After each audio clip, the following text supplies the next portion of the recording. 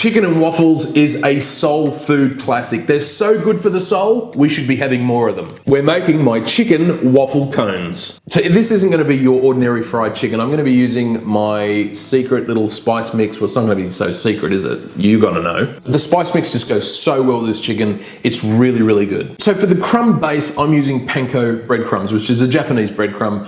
I use them because of the texture, the crunch factor that you get out of it. If you just want to use normal breadcrumbs, that's fine too if you can't get hold of them. Panko breadcrumbs are usually, well, they are more expensive than the normal breadcrumbs, so if you can't afford them, normal breadcrumbs will be just fine and you can repeat the exact same process that I'm about to do. So into the panko breadcrumbs, I'm going to be adding in the spice mix, and first I've got the turmeric, which gives it a great color. I've got some garlic powder, some freshly ground black pepper, some onion powder, some dried chili powder, some dried oregano, and some salt, some smoked paprika, and that's where we're getting that smokiness from. Mix them around, give them a good mix, get everything combined, and if you smell that spice mix now, it will just be glorious. You just wait until it's deep fried with the chicken. So for the other parts of the breading station, I'm gonna be using some corn flour. Now, I'm not using regular flour, I'm using corn flour or cornstarch because it's gonna help give the chicken an even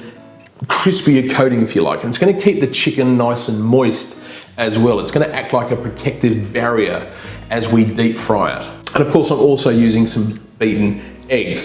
So you know the deal, you know the process, how this goes. We dip our chicken, and the chicken I'm using is just some thigh meat, which is a combination of the dark and white meat, and I've just cut them into pieces. You can just use chicken breast if you wanted to, but I do love the flavor of the thigh meat. It retains a lot more moisture to it as well, and the flavor's just a little bit more intense. So coat the chicken in the corn flour or cornstarch, and then dip it into the egg, get it all nicely coated, and then finally coat it in that panko breadcrumb mix. Now just leave those chicken nuggets, if you want to call them, off to the side for the meantime, for only about 5 minutes. So now you want to heat up your deep fryer to 180 degrees C or 350 F. If you don't have a deep fryer, you can just use this in a saucepan with some vegetable oil in, get a thermometer, bring it up to the temperature, and you're good to go. So deep fry them in batches. If you crowd the pan too much, the deep fryer,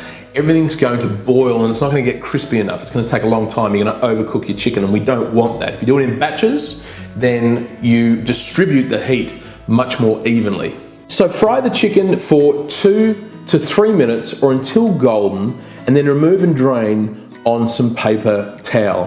And just have a look at those nuggets. They're just absolutely gorgeous. The smell of these is incredible. So repeat that process. Now in the meantime, you're gonna make some chili mayonnaise. Now I did this a few days ago in a previous recipe, and that's the chili mayo, and that's very, very simple. It's mayonnaise, some sambal oelek, which is a chili paste, and also a little bit of lime juice as well. If you can't get sambal, like I said the other day, you could use a sriracha mayonnaise sauce as well. It just goes beautifully with the chicken. So to serve, I have these waffle cones, and I'm just gonna place the chicken straight in there, the nuggets as they are.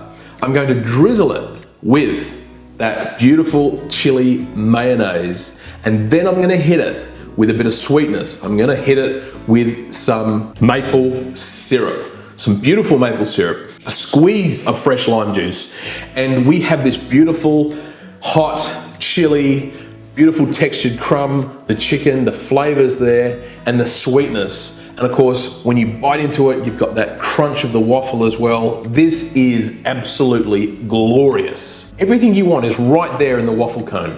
And these are fantastic to hand out because there's no plates, there's no nothing. The people just eat, and then the whole thing's gone. It's like eating an ice cream cone. It is a classic American soul food combo.